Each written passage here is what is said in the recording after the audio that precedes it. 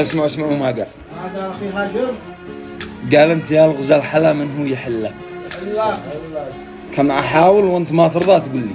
قول لي. كيف احلك وانت في قلبي؟ محلي. محلك وانت حلي وانت وسط القلب. حلي. حلي انت يا الغزال حلا ما شفت مثلك حين تعجبني وتتعبني بكلي. الله. حين ما اروع وما احلى شكلك مثل ما تمنيت ما نقصت من لي. حين تعجبني وتتعبني بكلك شظلمك لا قلت لك سكر محلي. محلي. حين لا غيرت عني يمكن اهلك واقتنع واهدى اذا قلت اتصل لي. وايش اقول لك بس لو جيت اتصل لك والتوتر جاي شعفة اهلي واتصل لك بس ما ادري ما اقول لك وايش اقول لك وانت ما زيقت عقلي.